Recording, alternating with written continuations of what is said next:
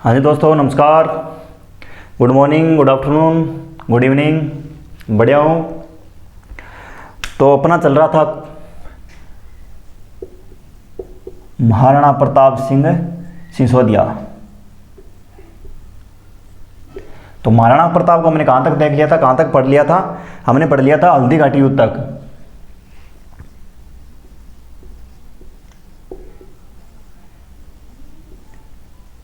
आज हम बात करें हल्दी घाटी युद्ध के आगे की बातें। तो वीडियो को ज़्यादा से ज़्यादा शेयर करना। तो इधर वही रहेंगे अकबर।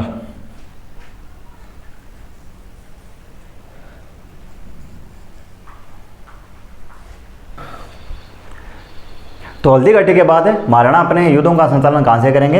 यहीं कुंभलगढ़ से।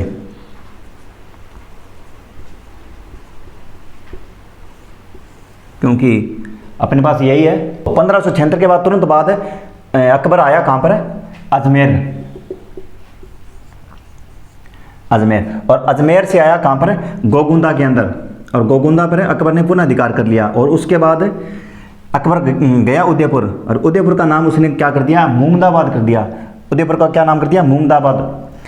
और वहाँ से बोला कि मुझे वो स्थान दिखाया जाए जहाँ पर हल्दी घाटी का युद्ध हुआ था। और उसके बाद डूंगरपुर आया और फिर बांसवाड़ा आया। और तो डूंगरपुर का आस्करण और बांसवाड़ा का प्रताप सिंह।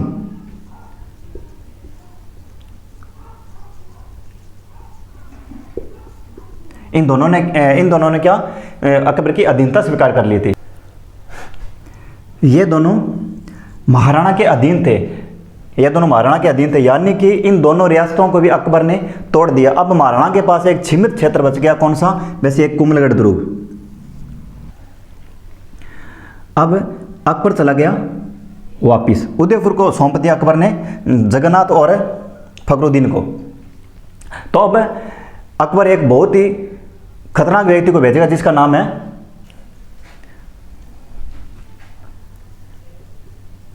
शाहबाज खां। तो कुछ समय पहले एक प्रश्न आया था फर्स्ट ग्रेड के अंदर भी, शाहबाज खान ने मेवाड़ पर कितनी बार आक्रमण किए? तो मुनियों ध्यान रखियो, शाहबाज खान ने मेवाड़ पर कितनी बार आक्रमण किया? 3 बार। तो बहुत खतरनाक आदमी है। और इससे इतनी बड़ी सेना देके भेजा था अकबर ने कि जाओ, और बड़ी कठोर नीति से आया था ये। तो इसको पता चला कि महाराणा कुंभलगढ़ में ही है। तो इसने एक शिविर लगाया कुंभलगढ़ के नीचे पहाड़ियों में शिविर।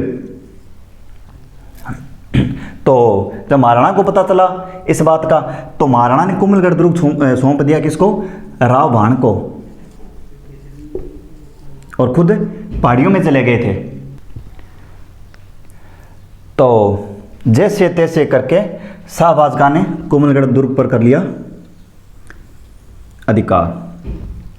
इतिहास में जो दुर्ग कभी नहीं जीता गया वो शाहबाज खान ने जीत लिया। कब?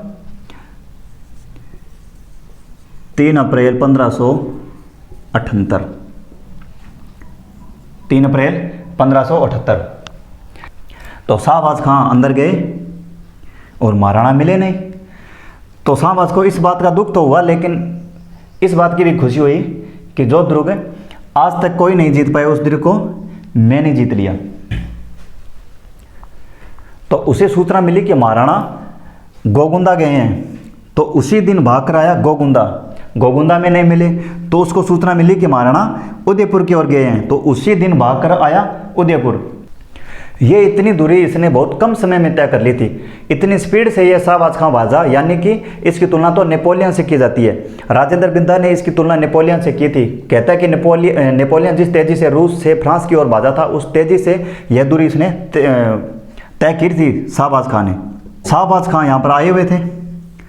तो महाराणा इडर गुजरात में पड़ता है। इडर होते हुए एक स्थान पे पहुंचे, एक जगह पे पहुंचे जिसका नाम है चूलिया गांव। तो अब हुआ क्या? महाराणा के पास बचा खचा एक ही तो दुर्ग था, कुंभलगढ़, और वो भी शाहबाज खां के अधीन हो गया। यानी चित्तौड़ तो पहले से निकला हुआ है। अब महाराणा के पास कुंभलगढ़ भी निकल गया और गोगुंदा भी निकल चुका है। चित्तौड़ भी निकला हुआ पहले से ही है और उदयपुर भी निकल गया, यानी कि लगभग क्षेत्र महाराणा के हाथों से निकल गया। तो यानी कि महाराणा के पास अब पहाड़ियों के लिए कुछ भी नहीं बचा। तो आर्थिक स्थिति भी खराब और सैनिकों को भी देने के लिए कुछ चाहिए। तो जब उनकी आर्थिक स्थिति खराब हुई थी तो चुलिया गांव में उनसे एक मिलने के लिए एक व्यक्ति आया था, इसका नाम है भामाशाह, उसका भाई ताराचंद। यह पाली से थे, पाली से थे ये। तो इन्होंने क्या किया, इन्होंने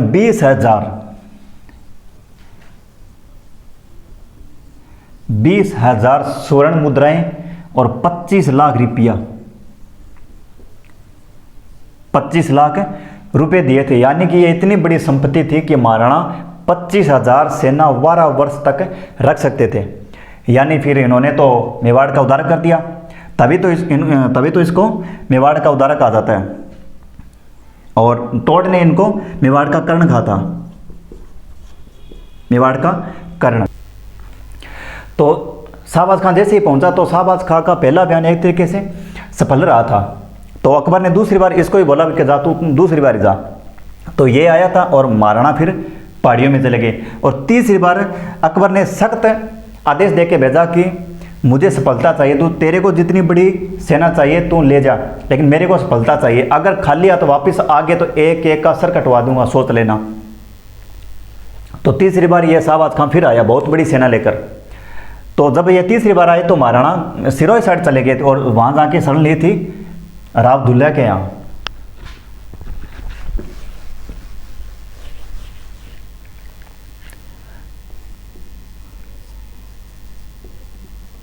राव दुल्ला के यहाँ शरण ली थी और दुल्ला की पुत्री से विवाह भी किया था। और इनको दुल्ला को राणा लगाने की इजाज़त भी थी।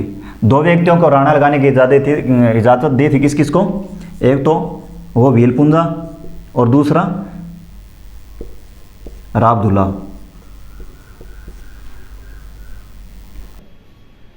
तो अब एक बड़ा युद्ध होगा, कौन सा? दिवेर का युद्ध। हम थोड़ा इसको अलग से देखते हैं।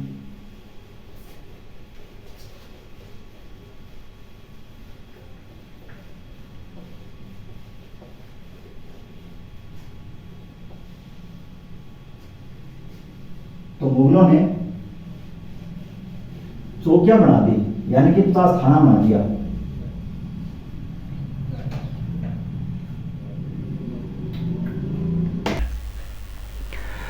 तो 50 थाना यानी 50 चौकियां बना दी और वहां पर अलग अलग सैनिक छोड़ दिया।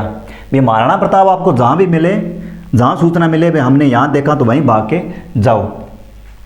तो अब एक महत्वपूर्ण चौकी आएगी, कौन सी? दिवेर। दिवेर का युद्ध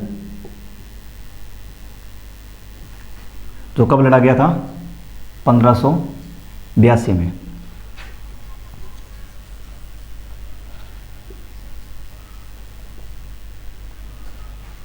तो 50 चौकियों में 4 चौकियां बड़ी इंपॉर्टेंट थी। कौन सी? एक तो ये होगी दिवेर, दरबारी, देशूरी और देवल। ये चार चौकियां बड़ी महत्वपूर्ण है। तो दिवेर का युद्ध आपको वैसे भी याद रखना है 1582। और एक तारीख आप इससे 2 साल पहले यानी 1580 और एक तारीख इससे 2 साल आगे यानी 1584 और एक लास्ट 1585। बस इतनी तारीख आपको याद करनी है। 1580, 1582, 1584 और 1585। आप ये याद रखना, दिवेर का युद्ध 1582, 2 साल पहले 1580 और इसके 2 साल बाद 1582 और एक लास्ट एंड फाइनल 1585। तो 1580 में अकबर एक बयान और भेजेगा। किसको? रहीम जी को। ये रहीम जी भाई है, रहीम खान खाना, बिराम खान के पुत्र। रहीमन धागा प्रेम का मत तोड़ो छिटकाए, टूटे सो फिर ना जुड़े, जुड़े तो गांठ पड़ जाए। ए रहीम जी भाई है, अकबर के दरबार में बैठे बैठे दुआ सुनावे करता। तो रहीम जी आया शेरपुरा में और शेरपुरा में अपने परिवार को यहाँ छोड़ के और रैमजी चले गए महाराणा प्रताप को ढूंढने के लिए। तो अमर सिंह ने सोचा कि रैमजी का ध्यान भंग करते हैं, क्योंकि महाराणा प्रताप के पीछे लगे ना, इस वजह से। तो अमर सिंह ने शेरपुरा पर कर दिया क्या, आक्रमण, और आक्रमण करके इनके परिवार को कर लिया गिरफ्तार। इनके परिवार में कौन कौन, इनकी पत्नी और इनकी पुत्री। ओल्यो ओल्यो ओके गिरो बेटी अब आप। तो खबर चाली रैमजी को, तो रैमजी ने सोचा अभी फैमिली तो गई। तो जब इस बात का, इस घटना को पता चला महाराणा प्रताप को भी ये करके आ बात होगी, तो तुरंत महाराणा प्रताप ने पत्र लिखा अमर सिंह को कि अपनी दुश्मनी अकबर के साथ ना, किसी परिवार वालों के साथ, जैसे लेके आए वैसे के वैसे ही उनको वापस छोड़ कर आओ। अपनी दुश्मनी अकबर के साथ है, किसी के परिवार वालों के साथ नहीं है। उनके परिवार वालों के साथ कोई भी प्रकार की कोई दुर्व्यवहार ना किया जाए, उनके परिवार वालों को वापस छोड़कर आओ। तो इस घटना, इसके बारे में पता चला रैमजी को, तो इस बात का रैमजी पर बड़ा प्रभाव पड़ा, क्योंकि इस प्रकार की अपेक्षा मुगलों से नहीं की जाती। तो रैमजी ने महाराणा प्रताप के खिलाफ, उनके सम्मान के लिए 2 लाइनें बोली थी कि धर्म रहसी रहसी धराकत जासी कुर्सान। इनको अर्थ हुआ कि वह 100 की रहसी, धर्म भी रहसी और धरा भी रहसी, लेकिन मिट जासी कुर्सान। भी एक दिन अकबर मिट जाएगा, लेकिन तेरो प्रताप हमेशा जिंदा रहेगा। तो अकबर को पता चला रैमजी के बारे में, तो अकबर ने कहा यार आदमी बड़ो गजब को है, और तो ये बस आदेश पर इधर उधर घूम रहे हैं। तो अकबर ने कहा भैया आ जाओ वापस आओ। तो रैमजी क्या वापस चले गए अकबर के पास। तो दिवेर चौकी बड़ी महत्वपूर्ण है। दिवेर चौकी का प्रभारी कौन था, सुल्तान खां।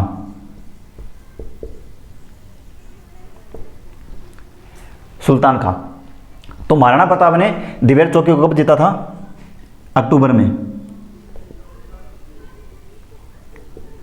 और विजयदशमी के दिन। तो महाराणा ने 2 गुट बनाए थे, एक अमर सिंह के नेतृत्व में और एक खुद के नेतृत्व में। तो इस चौकी पर अचानक किया आक्रमण, तो सुल्तान खां और अमर सिंह आपस में भिड़ पड़े। और अमर सिंह कहते हैं कि इतने बड़े वीर थे कि भागते घोड़े को भाला मार कर रोक देते थे। और तब कहते हैं कि अमर सिंह भाले से वार किया सुल्तान खां के ऊपर। तो सुल्तान खां के अंदर से होते हुए घोड़े के तो स्टेचू सा बन गया। तो इस सीन को मुगलों ने देखा, तो मुगल वहां से भाग खड़े हुए थे। तब महाराणा ने इस चौकी को जीत लिया। कब, वो आपको बता ही दिया, 1582 में विजयदशमी के दिन, अक्टूबर में। तो यहीं से महाराणा प्रताप की विजयों की शुरुआत हुई थी, दिवेर से। तो दिवेर के बाद तो महाराणा ने लगभग सब क्षेत्र जीत लिया था। हमीरसरा, कुंभलगढ़, जावर, चावंड, सब क्षेत्रों को जीत लिया धीरे धीरे। तो महाराणा प्रताप को गौरव का प्रतीक कहा जाता है इस युद्ध को, और तोड़ने से मेवाड़ का मैराथन कहा था। तोड़ने से क्या था, मेवाड़ का मैराथन।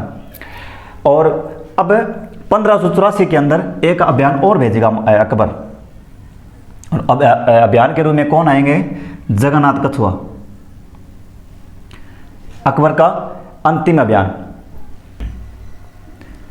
तो महाराणा प्रताप के विरोध अकबर का अंतिम बयान 1584 में।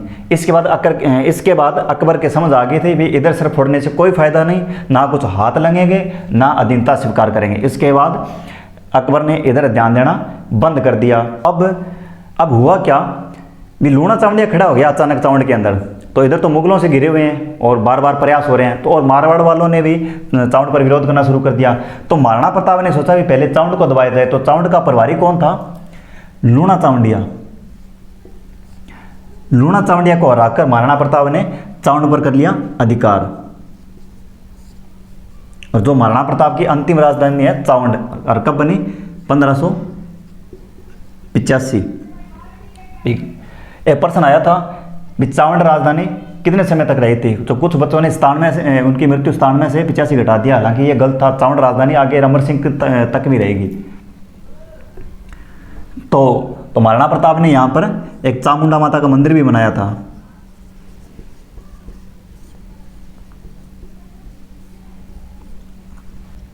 तो अब महाराणा प्रताप के जीवन का स्वर्ण युग माना जाता है, गोल्डन पीरियड शुरू हो गया, स्वर्ण युग शुरू हो गया। कैसे? देखिए 72 में राणा बने और 72 से 85 तक युद्धों में उलझे रहे और 85 से 97 का उनका गोल्डन पीरियड माना जाता है। भी राजा के लिए सबसे महत्वपूर्ण चीज़ क्या होती है? जनता। जब हल्दी घाटी और ये अभी जो युद्ध हुआ था तब शाहबाज खां आया हुआ था, तो महाराणा प्रताप ने घोषणा की थी भी कोई भी फसल नहीं बोएगा, अगर मुगलों को एक दाना भी दिया तो सर काट दूंगा। तो तब जनता धीरे धीरे मेवाड़ छोड़कर गुजरात साइड चली गई थी। तो जब अब सब कुछ शांत हुआ है तो महाराणा ने उनको वापस बुला दिया और जो उनके साथ थे सरदार वगैरह जितने भी साथ थे उनको अच्छा इनाम वगैरह दिया और जनता के लिए सब कुछ उपलब्ध करवाया, शिक्षा वगैरह। इन सब घटना के बाद महाराणा लंबे समय तक नहीं टिके, नहीं रह पाए। भी उनकी मृत्यु का कारण अलग अलग अनेक ग्रंथ अलग अलग बातें गाता है। भी कुछ तो कहते हैं भी युद्धों के कारण, इतने घावों के कारण भी ज़्यादा लंबे समय तक नहीं टिके, और कुछ कहते हैं भी एक दिन ऐसे धनुष की प्रत्यंचा खींच रहे थे तो आंतों में खिंचाव की वजह से उनकी मृत्यु हुई थी। चलो जैसा भी हुआ।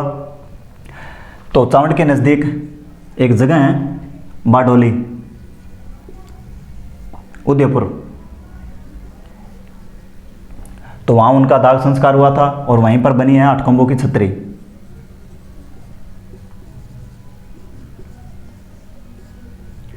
तो अपना महाराणा प्रताप इज कंप्लीट।